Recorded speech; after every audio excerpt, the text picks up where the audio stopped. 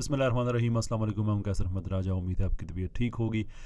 एक आयत एक राज के सिलसिले में आज हम बात करेंगे सूरह अल कहफ की आयत नंबर 10 पे।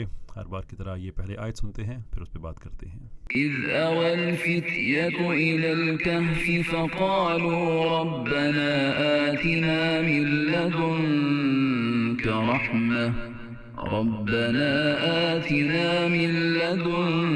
رحمة وهيئ لنا من أمرنا رشدا.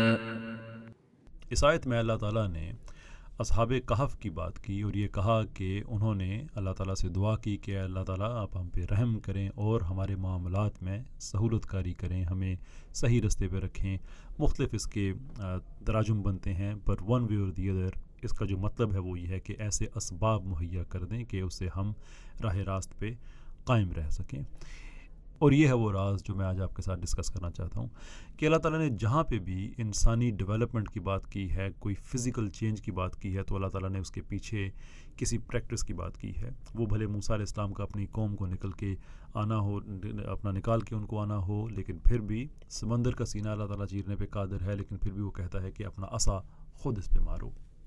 ऐसे बहुत से वाक़यात हैं, ये जो हमारा पिछले साल का सिलसिला था उसमें मैंने डिस्कस किया। तो यहाँ पे भी अल्लाह ताला जो बात कह रहे हैं कि उन्होंने दुआ ये की कि हमारे लिए एक असबाब कुछ इस तरह के बना दे कि हमारे काम में सहूलत हो। कोई वजह है, आई डोंट नो क्या वजह है, कि हम बहुत ज़्यादा चले गए हैं दुआओं और वज़ाइफ की तरफ। और आई डोंट डिनाई दैम, बहसीत मुसलमान ये मेरे ईमान का हिस्सा है, दुआ और वज़ाइफ।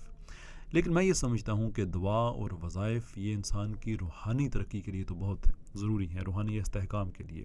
लेकिन अगर हर चीज़ दुआ और वजीफ़े से ही होनी होती तो क्या ज़रूरत पड़ी थी अल्लाह के रसूल को ताइफ में पत्थर खाने की? क्या ज़रूरत पड़ी थी उनको जंगें करने की? क्या ज़रूरत पड़ी थी हिजरत की सऊबतें बर्दाश्त करने की?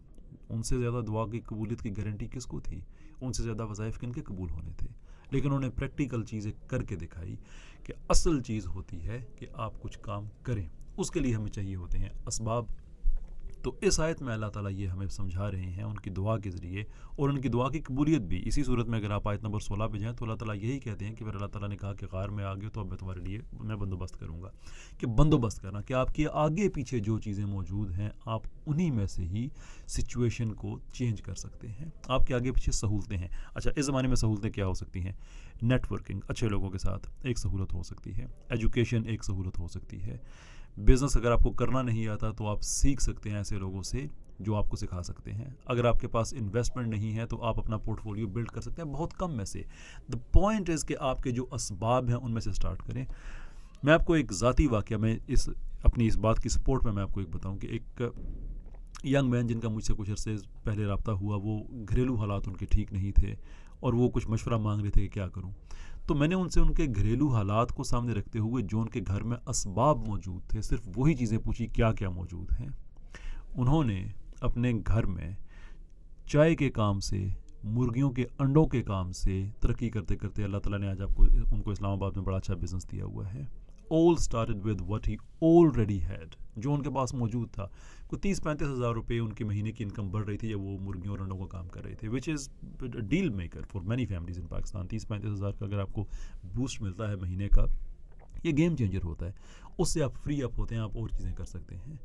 That is the point we are making कि अगर आपने वाकई अपनी ज़िंदगी के हालात को चेंज करना है तो दो चीज़ें बड़ी ज़रूरी हैं। नंबर 1 प्रैक्टिस, और नंबर 2 आपके पास जो भी असबाब मौजूद हैं अल्लाह ताला से वो असबाब मांगें। अल्लाह ताला नहीं आके आपके हालात ठीक करेंगे खुद। नहीं ऐसा होगा कि आप दुआ करें और अल्लाह ताला आपको पैसों की रेल पेल कर दे। अगर ये करना होता तो अंबिया के सरों पे आरे ना चल रहे होते, अंबिया को हिजरतें ना करनी पड़ रही होती। क्या क्या अंबिया ने नहीं भुगता। ये दीन जो है इसमें रहबानियत नहीं होती।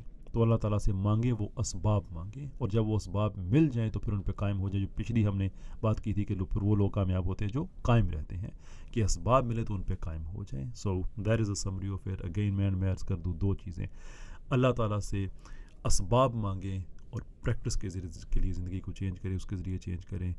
दुआ वजीफ़ा आपके रूहानी इस्तेहकाम के लिए बहुत अच्छा है, but Deen is all about being practical.